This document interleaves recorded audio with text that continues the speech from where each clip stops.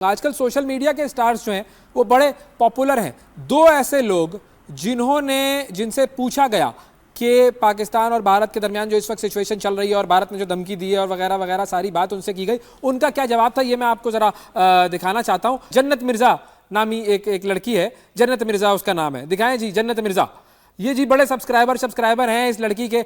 और इस लड़की से जब पूछा गया कि पाकिस्तान और भारत की जो सूरत हाल है उस पर इससे बात करने की कोशिश की गई तो इसने क्या कहा, जरा आपको दिखाते हैं। जी देखा आपने, ये अपने लबों को सी लिया इन्होंने, कोई बात ही नहीं की। क्यों? इसकी वजह हम जानते हैं। फिर उसके अलावा एक और शख्स है, उसका नाम है जी डकी। डकी नामी ये एक लड़का है जो कि सोशल मीडिया पर बहुत ज़्यादा पॉपुलर है। डकी भाई इसका जो है वो कोई है सोशल मीडिया हैंडल। और पहले भी ये पाकिस्तानी फनकारों के बारे में भी बकवास कर चुका है। लेकिन खैर अब इसने क्या कहा जब इससे बात हुई, सोशल मीडिया की सेंसेशन लोग इसको मानते हैं और ये अपने किसी मुकदमे के चक्कर में अदालत में था, इससे बात की गई तो इसने क्या जवाब दिया, सुनवाएं। मेरा अभी अपना पर्सनल मसला चल रहा है, उसको हल करके हम इसको आगे करें। जी जब इससे पूछा गया पाकिस्तान और भारत के मामले के बारे में तो इसने कहा कि मेरा अपना कुछ मसला चल रहा है, पहले मैं वो डील कर लूं फिर उसके बाद इससे बात करूंगा। तुम्हारा हर मसला इस मुल्क की बात से छोटा है, ये बात याद रख लेना। मुल्क सबसे ऊपर है, मुल्क सबसे बड़ा है। और उसके बाद अजीब सी एक बेहुदा सी हंसी इस शख्स की। इन लोगों को अनसब्सक्राइब करना होगा, इन लोगों से दूर रहना होगा, क्योंकि पाकिस्तान सबसे ऊपर है और सबसे पहले है। अरुण साहब, ये जो सोशल मीडिया पर जो ये लोग हैं और जिनको बड़ी इज्जत दी जाती है पाकिस्तानियों की तरफ से, बड़े सब्सक्राइबर हैं, फॉलोअर हैं, इंडिया में भी बड़ी इनकी फॉलोइंग होगी, इसी फॉलोइंग को बचाने के चक्कर में ये इस तरह की बातें करते हैं।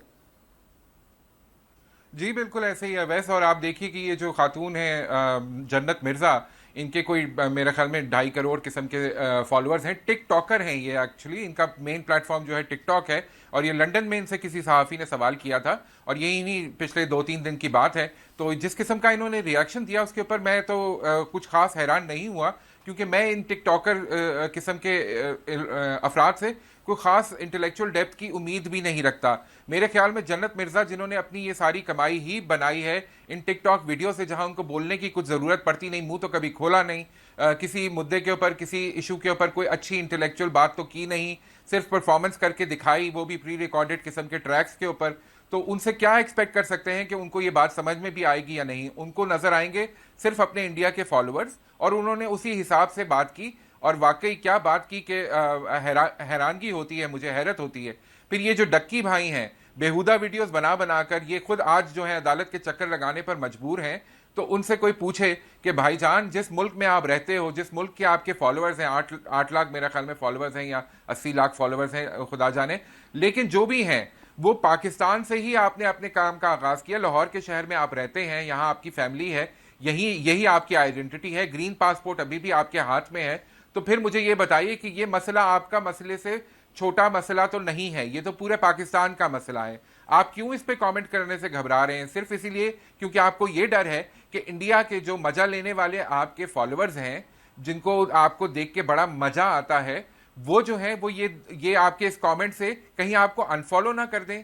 इतनी छोटी जहनियत, इतनी छोटी सोच इन टिकटॉकर्स ने और यूट्यूबर्स ने दिखानी शुरू की है कि मुझे तो हैरत होती है कि ये अपने आप को किस मुंह से पाकिस्तानी कहते हैं। तो ऑफ कोर्स मैं यही कहूंगा कि जो लोग इनको फॉलो करते हैं वो ये सोच लें कि उनका मुस्तकबिल इन टिकटॉकर्स के साथ और इन यूट्यूबर्स के साथ जुड़ा है या पाकिस्तान के साथ जुड़ा है। जावेद अख्तर जो है वो वैसे तो भारतीयों के लिए एक बड़ा सो कॉल्ड इंटेलेक्चुअल किस्म का शख्स है, शायर है, शायरी करता है और बड़े अपने आप को दानिश्वर कहता है। लेकिन इस शख्स की दानिश्वरी जो है वो एक तरफ, ये शख्स बुनियादी तौर पर एक झूठा शख्स है, एक मक्कार शख्स है, एक फरेबी शख्स है, एक मुनाफिक शख्स है। और इसकी मुनाफिकत का पर्दा आज हम फाश करेंगे और आपको बताएंगे कि अब इस शख्स ने पाकिस्तान के हवाले से क्या झूठ बोला है। जी, इस शख्स ने एक ऐसा झूठ बोला है कि इसने अपनी ही दानिश्वरी, जो कि सो कॉल्ड दानिश्वरी है, उस पर ही सवालात खड़े कर दिए हैं। अपनी इलॉजिकल बातों को यह हमेशा लॉजिकल का टैग लगाता है, लेकिन हमेशा गलत बात करता है। या तो इसकी याददाश्त कमजोर है या फिर मोदी का इसे इतना डर है कि वो सच बोलने से डरता है। इस शख्स के मुताबिक भारत का पाकिस्तानी फनकारों को काम करने की इजाजत देना हमेशा वन वे ट्रैफिक रहा है। नुसरत फतेह अली खान, मेहदी हसन, गुलाम अली, नूर जहां के भारत के दौरों का हवाला हवाला देता हुआ ये शख्स ये कहता है कि हिंदुस्तानी हुकूमत ने इन फनकारों के साथ प्रोटोकॉल के मुताबिक सलूक किया, बड़ी इज्जत दी। यहां तक कि फैज अहमद फैज, जिसको वो बर्रे सगीर का शायर कहता है, पाकिस्तानी शायर नहीं कहता, बर्रे सगीर का शायर कहता है, उनका इस्तकबाल स्टेट गेस्ट के तौर पर किया। लेकिन इस शख्स को, जावेद अख्तर को, लगता है कि पाकिस्तान की तरफ से कभी भी इस तरह का रवैया नहीं रखा गया और एक और तफरीक डालने की भी कोशिश करता है यह शख्स। इसके मुताबिक पाकिस्तान के अवाम की तरफ से नहीं बल्कि पाकिस्तान की रियासत की तरफ से भारत के स्टार्स को कभी इस तरह इज्जत नहीं दी गई जैसा कि भारत ने पाकिस्तानी स्टार्स को इज्जत दी। अब इसका दावा क्या है और इसने जो झूठ बोला है यह मैं आपको जरा सुनवा देता हूं, फिर इसका जवाब दूंगा, इसी के जुबान में इसी के तरीके से जवाब दूंगा। जावेद अख्तर, तुम झूठ बोलते हो, साफ झूठ बोलते हो और सिर्फ झूठ बोलते हो। तुम कहते हो कि तुम्हें कभी भी इज्जत नहीं दी गई, हमारी तरफ तुम्हारा आना सिर्फ और सिर्फ वन वे ट्रैफिक था। मैं तुम्हें याद दिलाता हूं, तुम अपनी याददाश्त पर जरा जोर डालो। 2023 में तुम पाकिस्तान आए थे, तुम्हें दी गई थी इज्जत, लेकिन तुम्हें इज्जत रास नहीं आई। ये तस्वीरें तुम्हारे सामने हैं, ये पाकिस्तानी लोग, पाकिस्तानी फनकार तुम्हारे साथ बैठे हैं, तुम्हें इज्जत नहीं दे रहे। तो क्या कर रहे हैं ये देखो, ये तुम्हारे सामने लोग खड़े हुए हैं, बात कर रहे हैं तुमसे, तुम्हें तकरीबों में बुलाया जाता है, तुम्हारी बातें सुनते, लेकिन तुम उधर भी बकवास करते हो। वहां पर भी तुमने ऐसे जुमले कहे जो कि गलाजत थी, सिर्फ और सिर्फ बकवास थी पाकिस्तान के बारे में, तो तुम्हें इज्जत रास नहीं है। ये देखें जी, ये तस्वीरें हैं जावेद अख्तर के दौरे की जब 2023 में ये पाकिस्तान आया था। और इसके अलावा मैं बताता हूं, खुद फरवरी 1999 में उस वक्त के जो वजीर आजम थे तुम्हारे अटल बिहारी वाजपेयी, उसके हमरा तुम सरकारी मेहमान बनकर लाहौर आए थे।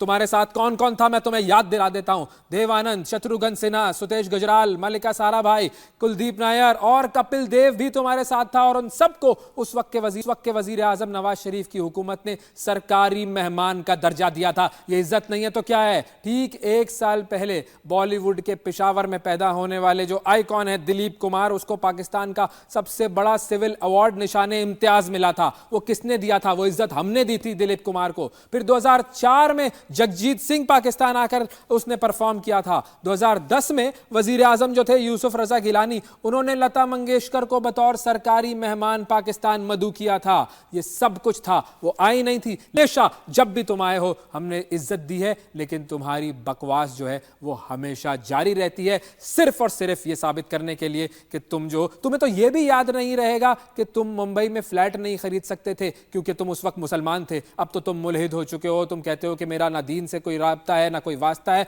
अब तुम्हारा सिर्फ और सिर्फ एक ही वास्ता है और वो है मोदी और उसका डर और पाकिस्तान के खिलाफ बकवास करना। ये पूरा मुद्दा है। सिर्फ ये जावेद अख्तर एक शख्स नहीं है भारत में, और बहुत सारे लोग हैं जो कि भारतीय फिल्म इंडस्ट्री के हैं और वो पाकिस्तान के हवाले से सिर्फ और सिर्फ बकवास करते हैं। अरुण शोएब साहब हमारे साथ मौजूद हैं, फिल्म क्रिटिक, फिल्म एनालिस्ट, उनसे जरा बात करते हैं इस हवाले से। अस्सलाम वालेकुम अरुण साहब।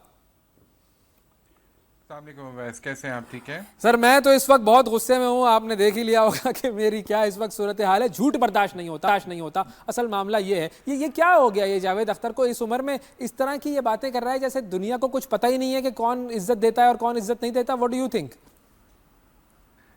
देखिए जी, जावेद साहब का मसला ये है, और जावेद साहब मैं ही उनको कहूँगा क्योंकि हम तो तमीज़ के दायरे में रहकर बात करेंगे, कि जावेद साहब जो हैं उनका मसला ये है कि वो अपने आप को सारी ज़िंदगी शायर बनवाने के लिए तगोदौ करते रहे हैं। देखिए, लिरिसिस्ट जो है, जो फिल्मों की सिचुएशंस के हिसाब से, और अक्सर औकात जावेद साहब अपने खुद इंटरव्यूज़ में कह चुके हैं कि धुनों पर ही अल्फाज की तुकबंदी कर देते हैं। तो ऐसा इंसान जाहिर है उस पाए का शायर नहीं हो सकता जैसे फैज साहब थे। जब फैज साहब इंडिया गए थे तो उनको बहुत इज्जत मिली थी, सरकारी सतह पर मिली थी, लेकिन जाहिर है जब जावेद साहब आएंगे तो उनको वो इज्जत हम नहीं दे सकते जो कि हम एक अव्वल दर्जे के शायर को देते हैं। शायर वाली इज्जत उन्हें नहीं मिल सकती, कभी भी नहीं मिलेगी। उनको बॉलीवुड के हवाले से ही जाना पहचाना जाएगा और उसी तरह के एक दूसरे दर्जे के तुकबंद लिरिसिस्ट के तौर पे ही उनको समझा जाएगा। किस दर्द डिस्को किसने लिखा? जावेद साहब ने लिखा। तो फिर ऐसा शायर अपने आप को अगर इंटेलेक्चुअल कहे तो क्या कहा जा सकता है? उसके पर हंसा ही जा सकता है। और ये बिल्कुल आपने दुरुस्त कहा कि ये वही साहब हैं जिन्होंने पहले कहा था कि हमें हिंदुस्तान में रहते हुए मुंबई में घर लेने की इजाज़त नहीं है, कि कोई हमें घर बेचने को तैयार नहीं है। और ये और इनकी वाइफ शबाना आज़मी, और शबाना आज़मी साहिबा स्टेट टेलीविज़न के ऊपर बैठकर इंटरव्यू दे चुकी हैं हमारे यहाँ पर। पीटीवी ने उनको इन्वाइट किया था। तो ऐसा नहीं है कि सरकारी तौर पर हमने उनको इज्जत नहीं दी।